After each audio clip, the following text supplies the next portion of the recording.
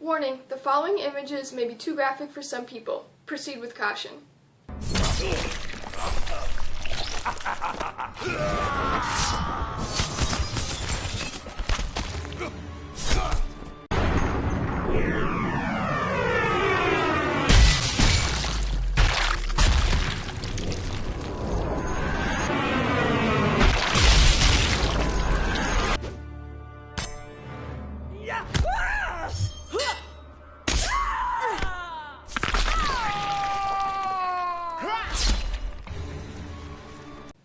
According to the Entertainment Software Association 2013 sales demographics and usage data, 58% of Americans play video games.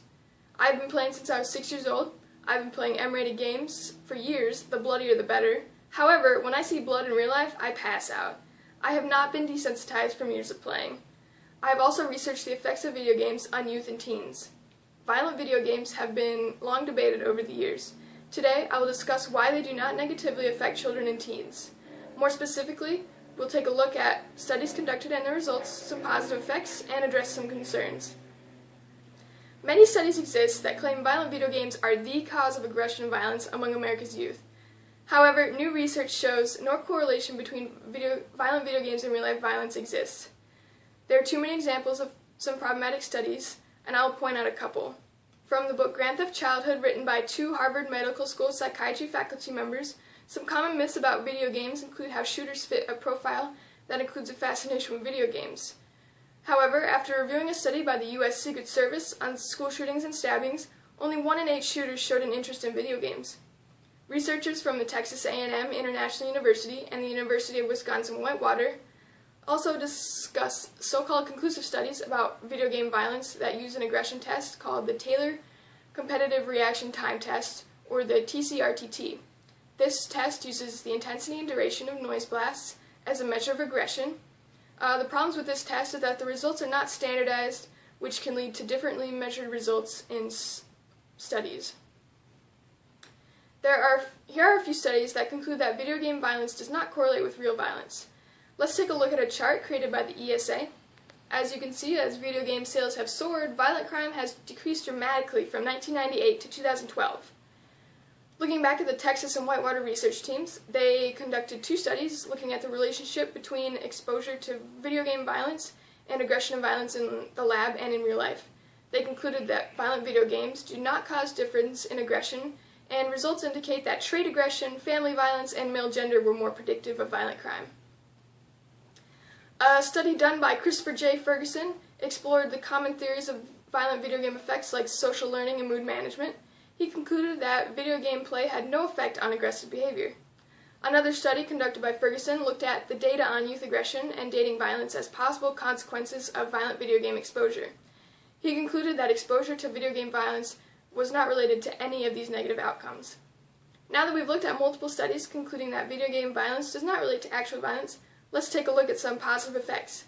You may be surprised to find out that there are benefits to playing video games, including violent video games. These benefits are physical and emotional. From an article titled "Do Video Games Kill?" by Karen Sternheimer, a 2005 review found evidence that playing video games improves spatial skills and reaction times, but not that the games decrease aggression. From a study I mentioned earlier, they concluded that violent video game playing reduced depression and hostile feelings through mood management. They also provide some people with the ability to tolerate stress, and playing some video games improve self-esteem and psychological well-being, as well as improve visuospatial skills. Other benefits include social benefits. An article by Dorothy Salonis Pasternak stated that video games provide children with the opportunity to negotiate society's rules and roles, allowing children to experiment with aggression in a safe setting and without real consequences. From Grand Theft Childhood, surveys of online game players also found that socializing was an important motivator.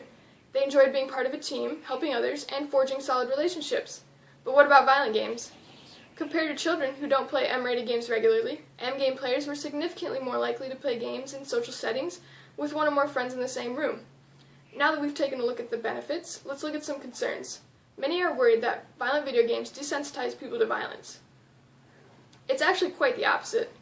Violent video games that are rated M for mature by the ESRB are more likely to show negative consequences of violence like pain, suffering, and blood, while games that are rated T for T or E for everyone do not show consequences. For example, dead bodies disappear and blood is unrealistic and cartoony. M-rated games are more likely to create an empathetic player. Michael Jelenic, from the professor of psychiatry and pediatrics at the Harvard Med School, states that most kids, when they see someone injured on the field or when they come into the emergency room, there's a whole different tone, very realistic, to how they feel about that than when someone's hurt in a video game. We also must take a look at history and how society's views have changed whenever new media has surfaced.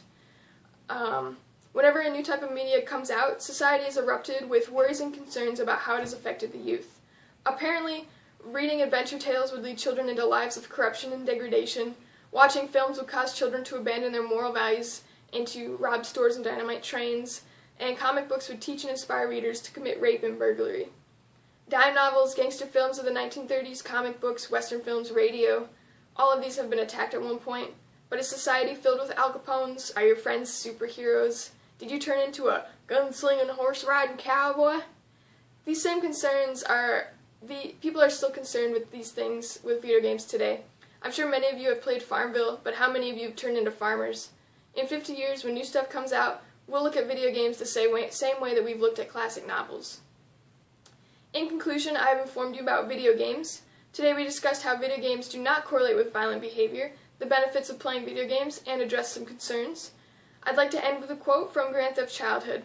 While concerns about the effects of violent video games are understandable, they're basically no different from the unfounded concerns previous generations had about the new media of their day. Thank you for listening.